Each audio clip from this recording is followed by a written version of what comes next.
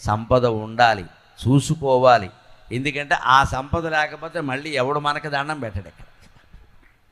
దానికి ఉదాహరణ చెబుతున్నాడు. నిన్ను లోకం గౌరవించాలంటే సంపద కూడా ముఖ్యమే. నాకు సంస్కారం ఉంది, చదువు ఉంది అంటే కుదరదండి, సంపద కూడా ఉండాలి. మనం ఎవరి దగ్గర యాచించవలసిన అవసరం రాకూడదు, చేయి చాపే అవసరం రాకూడదు. బలయుతుడైన వేళ నిజ బంధుడు తోడ్పడుగాని ఆతడే బలము తొలంగనేని తన పాలిటి శత్రువు అదెట్లు పూర్ణుడై జ్వలనుడు కానగాల్చుదరి సఖ్యము చూపును వాయుదేవుడు ఆ బలియుడు సూక్ష్మదీపమగు పట్టున ఆర్పదగాలి భాస్కరా. సంపద ఉన్నప్పుడే మనకందరూ సాయం చేస్తారు. అన్నీ గోకేసుకుని కూర్చుంటే ఎవడూ సాయం చేయడు. ఇక్కడ అప్పిచ్చేవాడు కూడా ఇవ్వడు. ఎవడైనా అప్పు ఇవ్వాలంటే మనకు అమ్మేసిన పొలాలు కూడా మన పేరు మీద ఇంకా ఉన్నట్టే చెప్పాలి. ఒకడికి నీకు ఎంత పొలం ఉంది అన్నట్టు, పెళ్లి చూపుల వేళ నీకు ఎంత పొలం ఉంది అన్నట్ట, 101 ఎకరాలు ఉన్నాయన్నట్టు. అవునా, 101 ఎకరం అంటే మా మేనమావది ఉందా, నాది ఒకటే అన్నట్ట. ఇది ఎక్కడ లెక్క? మేనమావ పొలం విడిదవుతుందా?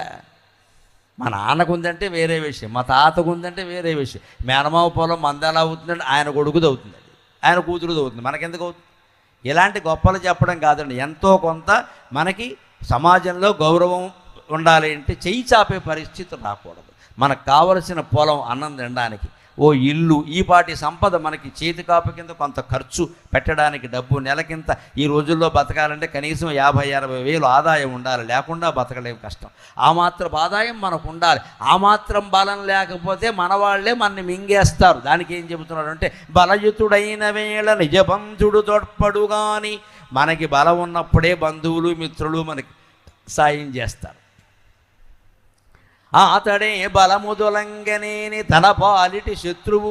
మనకు ఆ సంపద లేకపోతే, మన బలం లేకపోతే మనకి మిత్రుడు కాకపోగా శత్రువు అవుతాడు ఖచ్చితంగా. ఎందుకంటే మనం పేదరికంలో మునిగిపోయామనుకోండి, అప్పుల పాలు అయిపోయామనుకోండి, అది వరకు పలకరించడానికి వచ్చే బంధువులు కూడా రారండి. ఎందుకు రారు? అప్పు అడుగుతావేమో అని భయం. మన ఇంటికి వస్తే అప్పు అడుగుతావేమో, అందుకని వెళ్ళరు, పలకరించరు. అసలు వాడి దగ్గర ఏముంది, వాడి తలకాయ అన్నీ పోగొట్టుకున్నాడు.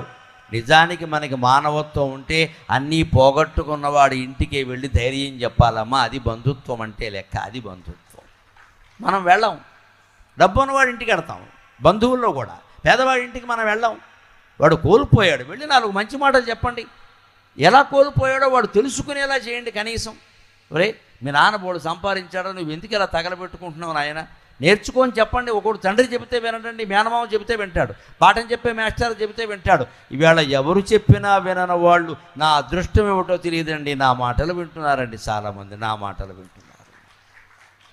ఆ మాట తల్లిదండ్రులు చెబుతున్నారు, మేము చెబితే వినరండి, మా పిల్లలు మీరు చెబితే వింటున్నారండి. ఫోన్లేనమ్మా తల్లిదండ్రి నేనే అనుకోండి, సంతోషం కదా, వినడమే కదా కావాల్సింది. అంటే ఏంటి? వాడు మనస్సుకి ఎక్కేలా చెప్పాలండి వచ్చిన సమస్య. ఆ టెక్నిక్ అందరికీ తెలియదమ్మా, సరస్వతీదేవి మాకు ప్రసాదించిన వరం అది. ఏ మనిషి ఎలా చెబితే వింటాడో, 1000 మంది ఉంటే ఎలా మాట్లాడాలి, 2 ఉంటే ఎలా మాట్లాడాలి, ఈ 2 విద్యలు భగవంతుడు మాకు నేర్పాడు. ఎందుకంటే లోకానికి చెప్పాలి కాబట్టి. ఎవరి దగ్గర ఏ ఉదాహరణ చెప్పాలి, అందులో ఏం జోడించాలి, ఇవన్నీ ఉంటాయి. దానికి ఒక పద్ధతి ఉంటుంది, దానికి ఒక తయారీ ఉంటుంది. నేను ఇవాళ నాకు వారింట్లో, రాము గారి ఇంట్లో వసతి ఇచ్చారు. నేను అక్కడ గదిలోంచి బయటికి రాలేదు. వారిని అడగండి, దేవాలయాలు చూద్దామా అండి అన్నారు. వద్దండి, నేను గుండెల్లోనే దేవుణ్ణి చూస్తానని చెప్పాను. నేను మొహమాటం వెళ్ళలేదు నాకు. ఇక్కడ నేను పర్యటన పెట్టుకుంటే గుజరాత్ అంతా తిప్పుతారమ్మా, పద్యాలు ఎవడు చెప్తాడు ఇక్కడ, పద్యాలు ఎవడు చెప్తాడు ఇక్కడ? నాకు 2 పనులు ఎవరింటికైనా వచ్చారంటే, 1 పుస్తక పఠనం, 2 మౌనంగా జపం చేసుకోవడం. ఈ 2 పనులేనమ్మా, 2వ పని లేదు నాకు. అందుకని వారింట్లో కూర్చుని గంటలు నేను జపం చేశాను. నా పుస్తకాలు ఏవో చదువుకున్నాను, చదవలసిన పద్యాలు చదువుకున్నాను. నేను కూడా తెచ్చుకున్న పుస్తకం కూడా చదువుకున్నాను. ఇంకా ఖాళీ దొరికింది, హాయిగా ఏసీ వేసుకుని మరీ జపం చేశాను. ఏసీ వారిది, జపం నాది, నా సొమ్మేం పోయింది. ఖాళీ. అంతేకాని బయటికి వెళ్ళి కూర్చుని బంధువులు మిత్రులందరికీ దర్శనాలు ఇచ్చి కాళ్ళు జాపేసి కూర్చుని కాళ్ళు గడిగించేసుకుని పెట్టుకున్నాం అనుకోండి, చెడగొట్టేస్తారు మొత్తం. ఇక్కడ సమయం అంతా పోయింది, మొత్తం అంతా దర్శనాల్లోనే పోయింది. ఇంకా అక్కడ కూర్చుని ఇక్కడ ఏం మిగులుతో సొల్లు సోది ఉంటాయి, పద్యాలు ఉండవు. ఇక్కడ భాస్కర శతకమని హెడ్డింగ్ పెట్టారు. ఇక్కడ పెట్టాక చెప్పాలి, మరి 10 పద్యాలనే చెప్పాలి కదా, లేని దానికి ఎందుకు అంటే చదవాలి. మీకు మొహమాటం లేకుండా సరస్వతి పాదాల సాక్షిగా చెబుతున్నా, 2 గంటల ఉపన్యాసానికి నేను 2 గంటలు తయారవుతానండి, కనీసం 2 గంటలు తయారవుతాను, లేకపోతే చెప్పలేము. నేను చిన్నపిల్లాడిని ఆ విషయంలో. ఏ రోజుకు ఆ రోజే నాకు పరీక్ష అనుకుంటాను. ప్రవచనం అంటే పరీక్ష. నాకు 10వ తరగతి పరీక్ష. నేను చదవాలి, తయారవ్వాలి, చెప్పాలి. వాటిని ఒక వరుసలో పెట్టుకోవాలి. భాస్కర శతకంలో ఉన్న వరుసలో నేను చెప్పట్లా. ఎవరు మీరు పుస్తకాలు పెట్టుకుని చూస్తే ఈ పద్యాలు ఎక్కడ దొరకవు, మీకు ఎక్కడుందో తెలియదు, ఉంటాయి, వెతుక్కోవడం కష్టం. కానీ అలా రకరకాలుగా ఉన్న పద్యాలు నేను రాసుకుని వాటిని ఏ వరుసలో చెప్తే బాగుంటుందో ఆ వరుసలో పెట్టుకుని చెబుతున్నా. మొట్టమొదటి చెప్పిన పద్యం ఎంతో తెలుసా? 67వ పద్యం. తర్వాత చెప్పింది 25వ పద్యం. తర్వాత చెప్పింది 104వ పద్యం. అలాగే ఉంటుంది. వెతికితే ఏం దొరకవు, ఎక్కడుందో తెలియదు, ఉంటాయి, అందులో ఉంటాయి. నేనేం సొంతం చెప్పట్లా, అంతే లెక్క. ఎందుకని? దానికి ఒక ఏర్పాటు లేకపోతే ఈ సభని రంజింపజేయడం కష్టం. ఆయన రాసిన ప్రతి పద్యము నేను చెబుతూ కూర్చుంటే గొడవలు అయిపోతాయి ఇక్కడ. ఎందుకంటే ప్రాచీన సాహిత్యంతో కొన్ని ఇబ్బందులు ఉంటాయి, కొన్ని రకరకాల అవమానిస్తారు కొంతమంది మనుషులను. పుట్టుకతోనే వీళ్ళు చెడ్డవాళ్ళు అంటారు, పుట్టుకతోనే గొప్పవాళ్ళు. నాకు అటువంటివి నచ్చవు. నేను కోరుకునేది సమాజం, అన్ని కులాలు అన్ని మతాలు బాగుండాలి, దేశం అంతా ఒకేలా ఉండాలి, అంతే, ఇలాగే ఉండాలి. ఏ కులము ఎక్కువ కాదు, ఏ కులము తక్కువ కాదు. పుట్టుకతోనే ఎవడైనా గొప్పవాడంటే నాకు మంటెత్తిపోతుంది ఆ విషయం. పుట్టుకతోనే ఎవరిని చెడ్డవాడన్నా అంతకంటే కోపం వస్తుంది నాకు. పుట్టుకతో ఎవరు గొప్పవాళ్ళు కాదు, తక్కువ వాళ్ళు కాదు. పుట్టినప్పుడు మనతో వచ్చేది ఉమ్మ నీరు తప్పితే ఏం లేదు. అన్నీ మనం కష్టపడితేనే వస్తాయండి. దయచేసి అందరం గమనిద్దాం. పుట్టుకతో వచ్చింది ఈ పెంటమాటలు మానేయండి. పుట్టుకతో వ్యాధులు వస్తాయి, ఏమీ రావు ఇక్కడ. పుట్టుకనే మనం పొగుడుతూ కూర్చుంటే, కులాన్ని మనం పొగుడుతూ కూర్చుంటే సమాజం ఎప్పటికీ ఏర్పడదండి. అన్నీ గొడవలు, అన్నీ లెక్కలు. దానికోసం నేను ఎంచుకుంటాను పద్యాలు. ఖచ్చితంగా 100 పద్యాలు ఎక్కడ చెప్పను నేను. ఎందుకంటే మనకు సమాజం బాగుపడటం కావాలి. ఇక్కడ అందరూ సమానమైన భావన కావాలి. ముందు కష్టపడే తత్వం బాగా అలవాటు అవ్వాలి జనానికి. ఆకాశం నుంచి ఊడిపడదు డబ్బు ఎప్పుడు కూడా, మనం కష్టపడితేనే వస్తుంది. అంచేత లోకంలో ఈ లౌక్యం కూడా ఉండాలి. మన సంపద మనం కాపాడుకోవాలి. బలయుతుడైన వేళ నిజవంతుడు తొడ్పడుగా అని ఆతడే బలము తొలంగనేని తన పాలిటి శత్రువు. మనం బలంగా ఉన్నప్పుడే మన బంధువులు మిత్రులు మనకి సాయం చేస్తారు. మీకు లెక్క ఏమిటో తెలుసా? కురుక్షేత్ర యుద్ధం అండి. ధర్మరాజు ఎంత మంచివాడండి, పాండవులు ఎంత మంచివాళ్ళు. వాళ్ళకి అన్యాయం జరిగింది కదా, కానీ సైనికులు ఎవరి పక్షంలో ఎక్కువ ఉన్నారండి? దుర్యోధనుడి పక్షంలో ఎక్కువ ఉన్నారు. ఎందుకంటే దుర్మార్గం ఎక్కడైనా ఉందా అసలు? లోకంలో ధర్మం అంటారు కదా. కృష్ణ పరమాత్మ బతుకున్న రోజుల్లోనే అధర్మ పక్షంలో 11 లక్షల మంది ఉన్నారు, ధర్మపక్షంలో 7 లక్షలే ఉన్నారండి. ఇది లోకం తీరు. లోకం తీరు నువ్వు మార్చలేవు. లోకాన్ని బట్టి నువ్వు మారాలి. పరిస్థితులను బట్టి మనం మారాలి, కానీ మనల్ని బట్టి పరిస్థితులు మారవండి ఎప్పుడూ కూడా. రైలు ముందు ఆలస్యంగా రావచ్చు, అందుకని మనం ఆలస్యంగా వెళ్ళామనుకోండి ఇప్పుడే వెళ్ళిపోయింది అంటాడు ఎవడో గొడవ పెట్టి. ఇక్కడ నువ్వు ఆలస్యంగా వెళ్ళకూడదు, నువ్వు ముందే వెళ్ళాలి. నువ్వు రైలు రావడానికి 10 నిమిషాల ముందే నువ్వు అక్కడ ఉండాలి. కనీసం అరగంట ముందు ఉంటే మంచిది. అందుకే నిన్న ఆలస్యంగా వచ్చింది, ఈ రైలు ఎప్పుడు ఆలస్యమే. నువ్వు ఆలస్యంగా వెళ్ళేవనుకో నీ జాతక మహిమ వల్ల రైలు ముందే వెళ్ళిపోతుంది. అప్పుడు ఏడుస్తూ కూర్చోవాలి. ఎప్పుడూ రాని రైలు వేళ ముందే. అంటే మన జాతకం మనం ఏం చేద్దాం అక్కడ? అంటే లోకజ్ఞానం ఉంటే మనం ఎప్పుడూ రైలు సమయానికి వాడు కాగితం ఇస్తాడు, టికెట్. ఆ టికెట్ మీద ఉండే సమయానికి 1/2 గంట ముందే మనం అక్కడ ఉండాలి. రైలు ఎప్పుడైనా రాని, వస్తే రైలు ఎక్కుతాం, లేకపోతే నమ శివాయ భగవన్నామస్మరణ చేసుకుంటామండి. ఎంత ఆనందం అండి. రైలు వస్తే రాకే, రాకపోతే రాకే, ఎప్పుడప్పుడు వస్తుంది, ఎక్కుతాం. జపం చేసుకుంటూ గొప్ప సమయం దొరికింది. అలా సమయాన్ని సద్వినియోగం చేసుకోవాలి. కానీ రైళ్లు రావు అని మాటికి గడియారం చూస్తే ఏం ఉపయోగం? ఎక్కడ? సమయాన్ని సద్వినియోగం చేసుకోవాలి. ఊరికే వాచి చూస్తుంటే వాచిపోతుంది, చెయ్యంతాను. ఇక్కడ ఏమి రాదు, రైలు రాదు. ఇక్కడ అది నేర్చుకోగలగాలి. బలయుతుడైన వేళ. అందుకే ధర్మరాజుకు అందిన సహాయం కంటే దుర్యోధనుడికి అందిన సహాయం ఎక్కువ. లోకం తీరు ఎలా ఉంటుందంటే, బలవంతుడికే మరింత బలం వస్తుంది, డబ్బున్నవాడికే మరిన్ని డబ్బులు ఇస్తారు. 100 కోట్ల ఆస్తులు ఉన్నవాడికే 10 కోట్లు కట్నం ఇచ్చి పిల్లనిస్తారమ్మా. ఏమీ లేని వాడికి పిల్లనవాడు ఇస్తాడు ఎక్కడ? వాడికి ఏమీ లేదు కదా, వాడు మన మేనల్లుడే కదా, పోనీ మనం ఇద్దాం 10 కోట్లు, వాడి చేత ఒక వ్యాపారం పెట్టిద్దాం అనుకోడండి. అడిగే లేదు, మనమేమిస్తాం ఇక్కడ. వాడుకుంటే నువ్వెందుకు ఇవ్వడం? అర్థం లేని మాట. ఎంతసేపు లోకంలో పెద్ద వ్యాధి ఏమిటంటే ఉన్నవాడికే ఇస్తా, లేనివాడికి ఇవ్వరు. అందుకని నీ డబ్బు కాపాడుకోవడం నీ బాధ్యత అని చెబుతున్నాడు. భాస్కర శతకం రచించిన మానద వెంకయ్య. ఎంత ఉపయోగపడే విషయం అండి. దానికి ఉదాహరణ చెబుతున్నాడు. అతడే బలము తొలంగనేని తన బాలుడి శత్రువు. మన సంపద లేకపోతే, మనం చేయి చాపే స్థితిలో ఉంటే మన బంధువులు మనకి రాబంధువులు అవుతారు, మిత్రులు మనకి శత్రువులు అవుతారు. ఎలాగో తెలుసా? ఇందాక దీపారాధన చేశాం వేదిక మీద. ఆ దీపాన్ని ఆధారంగా చేసుకుని చెబుతున్నాడు. పూర్ణుడై జ్వలనుడు కానగాల్చుదరి. అడవి అంటుకున్నప్పుడు గమనించండి, మీరు ఎప్పుడైనా పెద్ద మంట వస్తుంది, అడవిని కాల్చే అగ్ని దావా అగ్ని అంటారు, కార్చిచ్చు అంటారు తెలుగులో. అగ్ని పెద్ద స్వరూపంతో అడవి మొత్తం అంటించేస్తున్నాడు. అప్పుడు గాలి వీచింది అనుకోండి, కొంపలు అంటుకుపోతా ఇంకాస్త పెరిగిపోతుంది ఆ మంట. గాలి వీయకుండా వర్షం వస్తే అడవిని కాల్చే అగ్ని చల్లారుతుంది, అంతే కదా. కార్చిచ్చుని ఎవడు చల్లార్చలేటండి. విదేశాల్లో కొంతమంది డ్రోన్లలో విమానాల్లో పట్టుకెళ్ళి నీళ్లు జల్లుతున్నారు, కొంత ప్రయత్నం జరుగుతుంది. కానీ అంతకంటే భగవంతుడు సహజంగా చేసే ప్రయత్నం ఏమిటంటే, విచిత్రంగా ప్రకృతిలో దేనికి విరుగుడు దానికి ఉంటుందండి. మనం ఏం చేయక్కల, కాస్త ఓపిక పడితే చాలు. కార్చిచ్చు బాగా రేగుతుంది కదా, పొగ వస్తుంది కదా, ఆ పైకి వెళ్ళిన పొగ మేఘాలను పిలుచుకొస్తుంది, రండి రండి రండి రండి అని. యజ్ఞం చేస్తే వర్షాలు కురుస్తాయి. అది వైదిక విశ్వాసం కాదమ్మా, శాస్త్రీయమైన నిజం అది. ఖచ్చితంగా యజ్ఞం వల్ల వర్షాలు కురుస్తాయి. వాడవలసిన సమిధలు వాడాలి. ఇష్టం వచ్చినవనే తుమ్మ పొలలో, వేప పొలలో, మొహం కొడుక్కుంది కూడా పనికిరాని పొలాలన్నీ పట్టుకొచ్చి అందులో బారేయకూడదు. అక్కడ జువ్వి, జమ్మి, మర్రి, మారేడు లాంటి ప్లాంట్ సమిధలు అవన్నీ మెడికల్ ప్లాంట్స్, ఔషధపు మొక్కలు, అవన్నీ వనస్పతులు అంటారు వాటిని. వనస్పతులు అటువంటివే వాడతారు యజ్ఞాల్లో. ఊరికే ఏదో దొరికిన కట్టెలమో పట్టుకొచ్చి అందులో బారేయకూడదు. అక్కడ అలానైతే పొగ వస్తుంది, మేఘాలు రావు. అవి వాడితే ఆ పొగ పైకి పెడితే అవి మేఘాలని పిలుచుకొస్తాయి. కార్చిచ్చు కూడా అంతే. అడవిలో అన్ని రకాల చెట్లు ఉంటాయి కదా. కార్చిచ్చు చెలరేగినప్పుడు బాగా మంట వ్యాపించి పొగ పైకి వెళ్ళి మేఘాలను పిలుచుకొస్తుంది.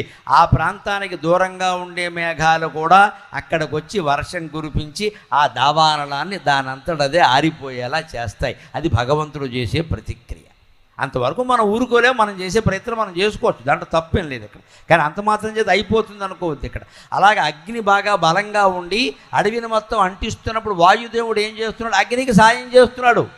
ఇక్కడ మనం వేదిక మీద దీపం పెట్టినప్పుడు ఏమవుతుందండి, పెట్టిన దీపం ఇక్కడి నుంచి పక్కకి ఎందుకు తీశారండి?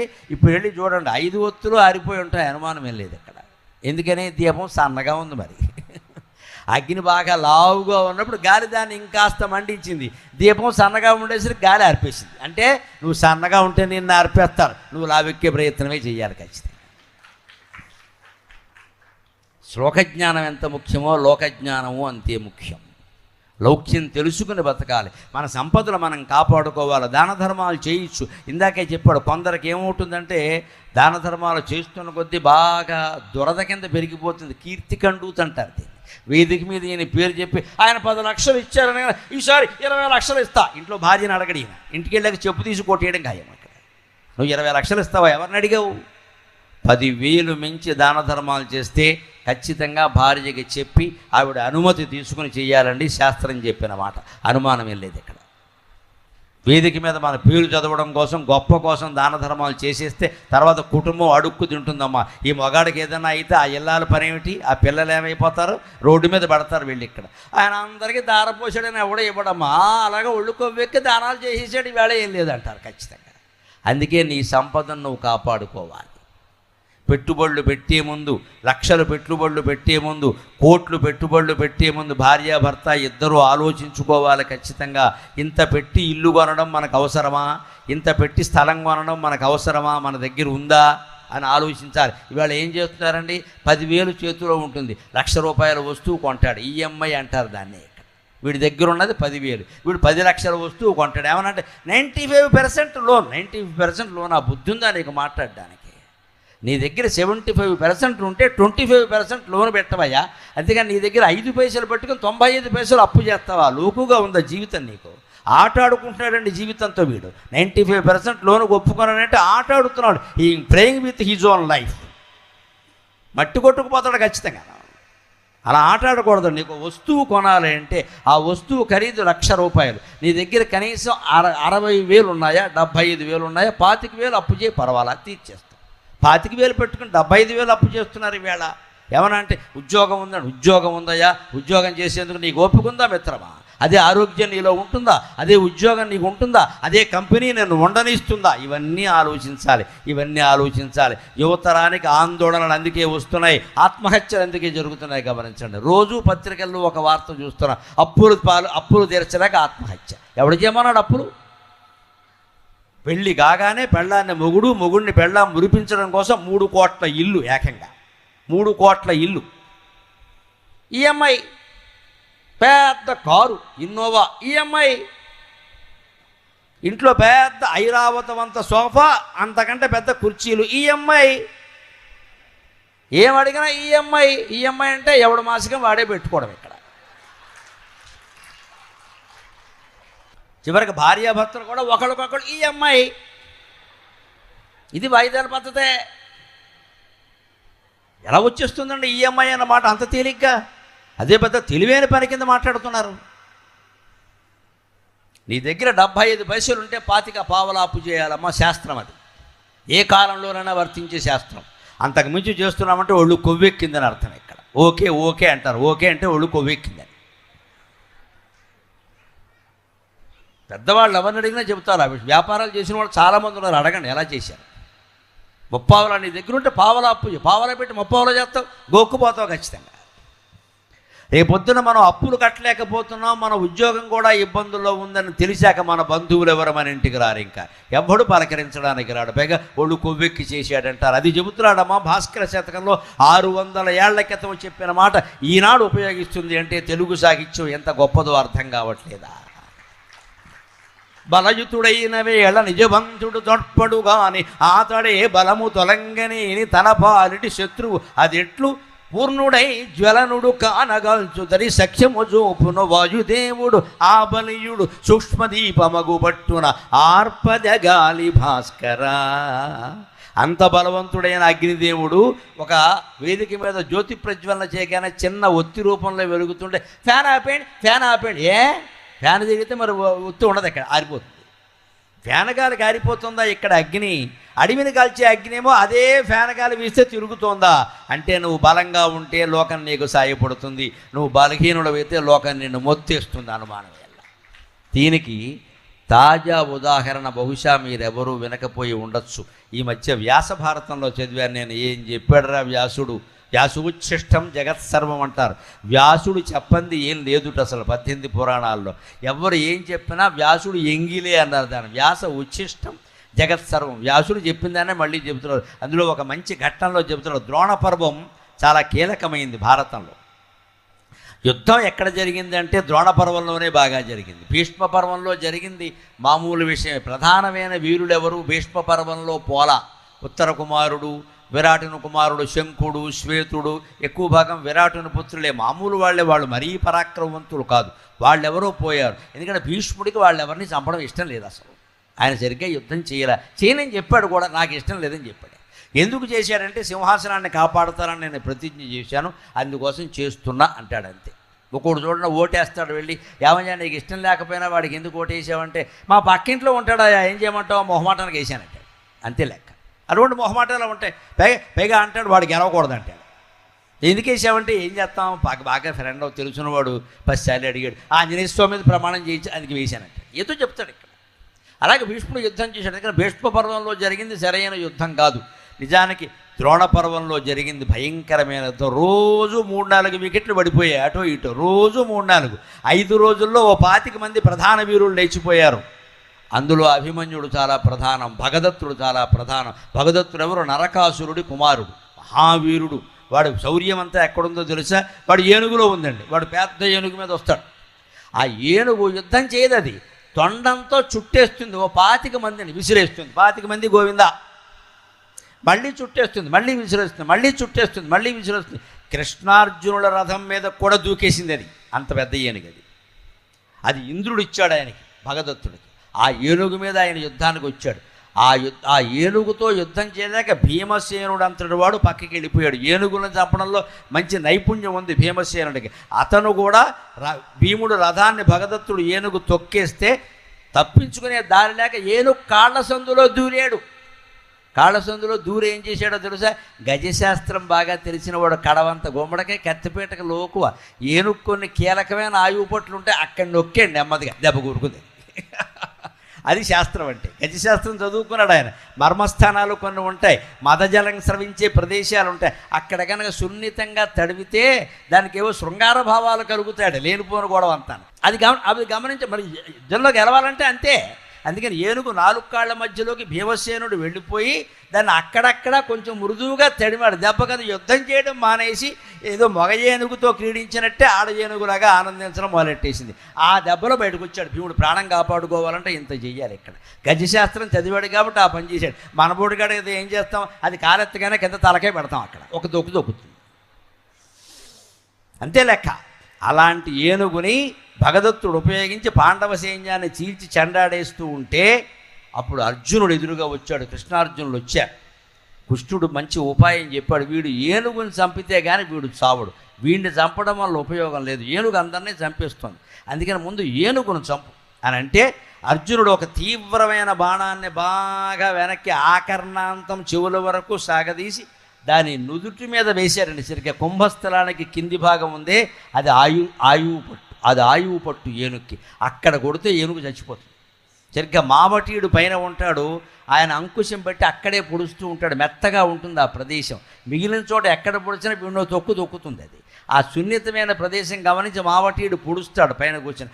ఆ పొడిచే చోట సరిగ్గా బాణం వేస్తే ఏం జరిగిందంటే ఆ బాణం ఏనుగు శరీరంలోకి వెళ్ళిపోయింది లోపలికే. వెనకాల ఉండే గద్ద ఈకల కుచ్చుతో సహా బాణం ఏనుగు శరీరంలోకి వెళ్ళిపోయేది. అని పిచ్చెక్కినట్టు అరిచి కింద పడిపోయింది. అప్పుడు కూడా ఈ భగదత్తుడు ఏం చేశాడు అంటే, పైన ఉన్నాడు కదా వీడు, అందుకని ఏనుగుని ఇలా కొట్టి పైనుంచి లే లే లే వాడిని తొక్కే అంటాట. వాడి ఆజ్ఞ ఇది వినలేదు. దానికి మంటెత్తిపోతుంటే ఆజ్ఞ ఎక్కడెక్కడ, వీడు గెలిస్తే దానికి, ఓడిపోతే దానికి మంటెత్తిపోతుంది. అర్జునుడు వేసిన బాణం లోపలికి వెళ్ళి అవయవాలు మొత్తం చీల్చేస్తుంది, లోపల పరుగుబడుతోంది బాణం. దానికి పిచ్చెక్కిపోయి తట్టుకోలేక అది ఏం చేసిందంటే, అక్కడ వ్యాసుడు ఒక అద్భుతమైన శ్లోకం రాస్తాడు. మనకు అవసరమైన సందేశాన్ని అందిస్తాడు. ఖచ్చితంగా డబ్బు దాచుకోవడం ఎంత అవసరమో చెబుతాడు ఏనుగుతో జరిగిన యుద్ధంలో. ఇది వేదాంతాన్ని యుద్ధాన్ని కలగలిపి వర్ణించడం అంటే. సకరీ భగదత్తేన ప్రేర్యమాణో ముహుర్ముహు, సకరీ భగదత్తేన ప్రేర్యమాణో ముహుర్ముహు, నకరోతి వచస్తస్య దరిద్రస్యేవ యోషిత అంటాడు. ఈ దరిద్రస్యేవ యోషిత అన్నది మనం బాగా పట్టుకోవలసిన మాట. ఆ ఏనుగు భగదత్తుడు ఎంత చెప్పినా మళ్ళీ పైకి లేవలేదుట, వాడి ఆజ్ఞ పాటించలేదు. అది ఎలా ఉందంటే, పేదవాడి మాట పెళ్ళాం పిల్లలు కూడా వినరు అని చెప్పాడు వ్యాసుడు.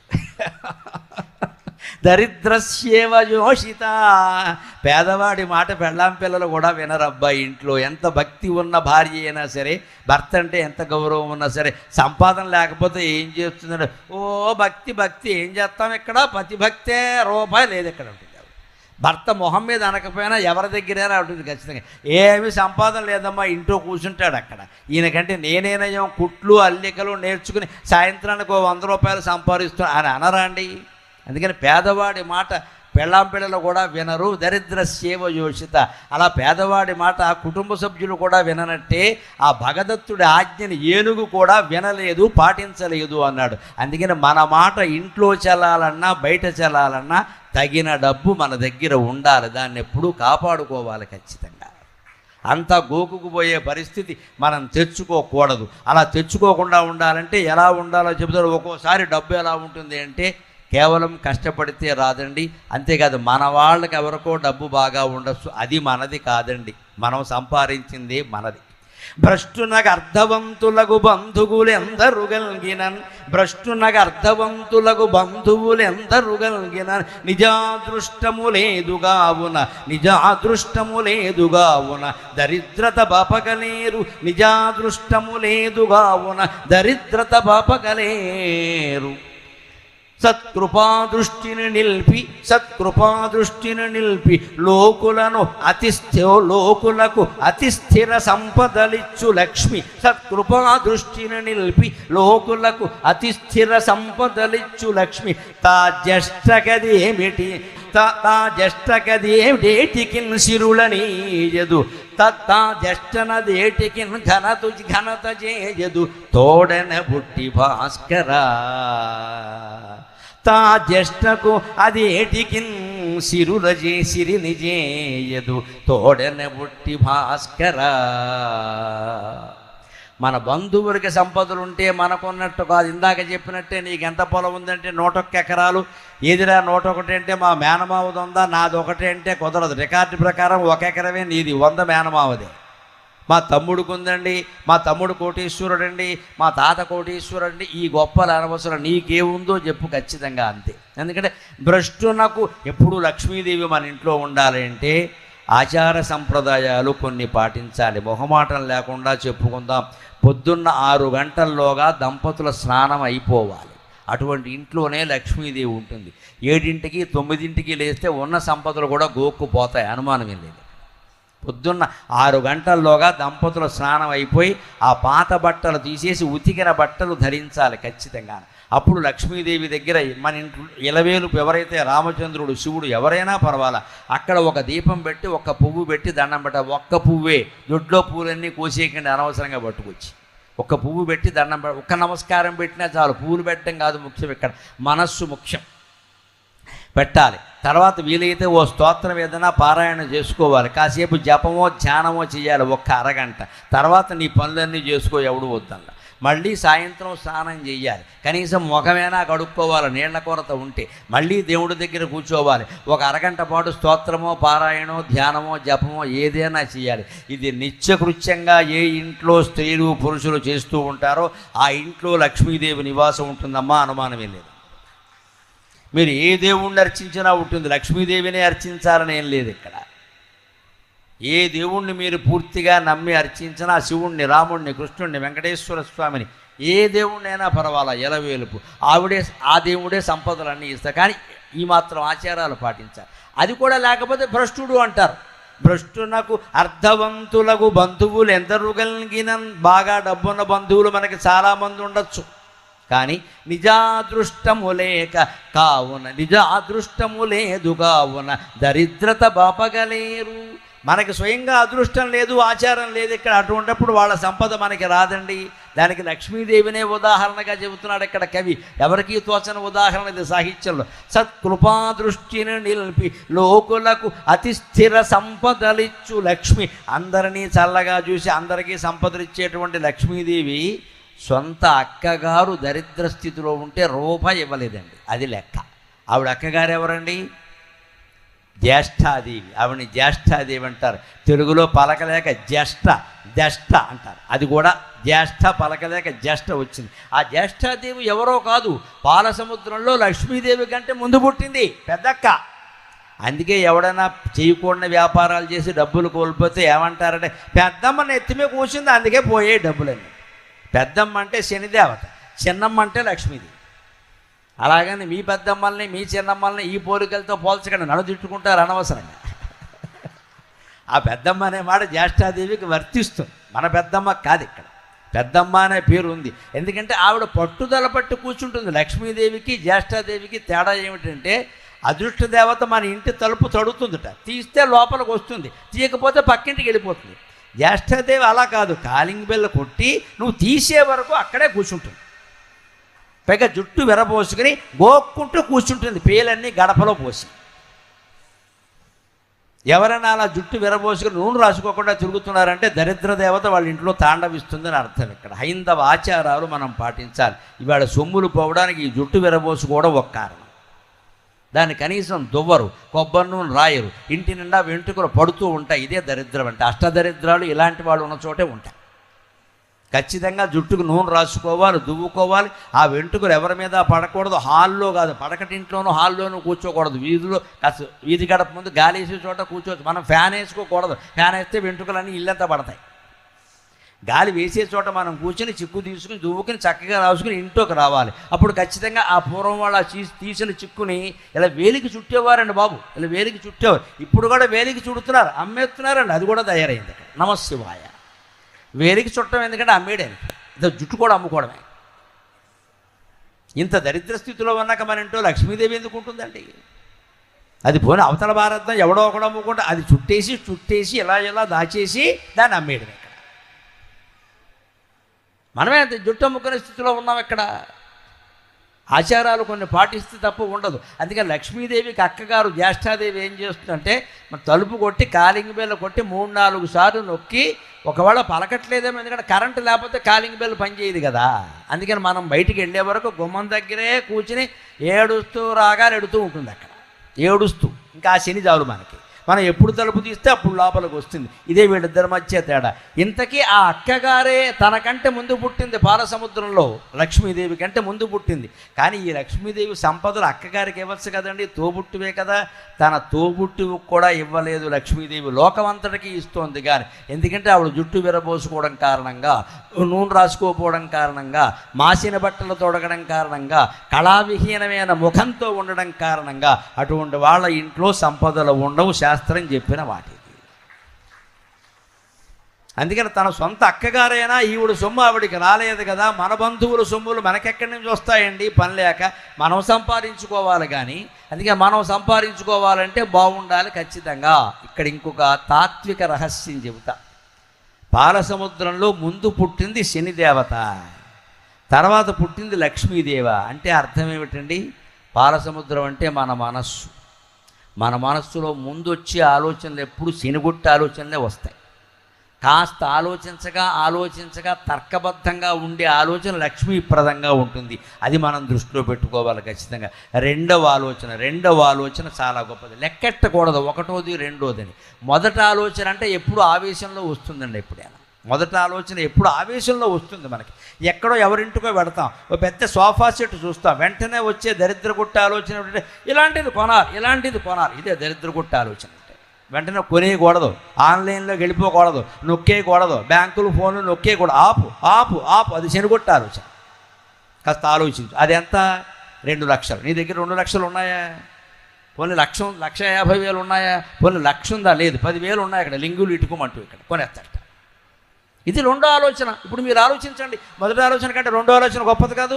అందుకే మొదట పుట్టిన శని దేవత కంటే రెండోసారి పుట్టిన లక్ష్మీదేవి గొప్పది. ఇది ఆలోచన. హిందూ పురాణ కథలన్నీ తాత్విక రహస్యాలతో నిండి ఉంటాయి. నీకు ఎప్పుడైనా ఒక ఆలోచన వస్తే వెంటనే అమలు చేయదు. థింక్ ఇట్ ట్వైస్, థ్రైస్, రెండోసారి, మూడోసారి ఆలోచించు. అదే పాలసముద్రాన్ని మధించడం అంటే మిత్రమా, కవ్వమెట్టి చిలుకుతూ కూర్చోలేదు అక్కడ దేవతలు దానవులు, పనేం లేకుండా. నీ మనస్సులో వచ్చే ఆలోచనలు చిరకాలే. చిలికితే వెన్న వస్తుంది, కెలికితే కంపు వస్తుందమ్మా, చూసుకోవాలి ఇక్కడ. జీవితాన్ని చిలకాలి. చిలికితే వెన్న వస్తుంది, కెలికితే కంపు వస్తుంది. కెలకడం అంటే వేలెట్టి కెలకడం, కంపు వస్తుంది. చిలకాలి. ఇది మంచిదేనా, ఇది చెడ్డదా, ఎంత ఉంది, కొనచ్చా, అవసరమా?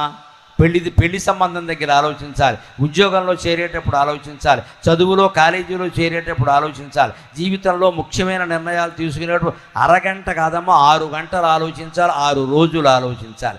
ఒక నిర్ణయం తీసుకోకముందు ఎన్ని రోజులైనా ఆలోచించవచ్చు. ఒక నిర్ణయం తీసుకున్నాక ఇక ఆలోచించద్దు, భగవంతుడు వదిలేయాలి. తీసుకునేటప్పుడు ఆలోచించాలి. అప్పుడు ఆలోచించిన కొద్దీ సముద్రంలో మధించగా లక్ష్మీదేవి పుట్టినట్టే మన మనస్సులో మంచి ఆలోచనలు పుడతాయి. అందుకని మొదటి ఆలోచన జ్యేష్ఠాదేవి, తర్వాత ఆలోచించగా వచ్చిన ఆలోచన లక్ష్మీదేవి. ఖచ్చితంగా అటువంటి లక్ష్మీదేవికి స్వాగతం పలకండి అన్నాడు ఖచ్చితంగా. అలాగ మన బంధువులో ఎవరో మన ఆపదలు పోగొడతారనుకోవడం పొరపాటు.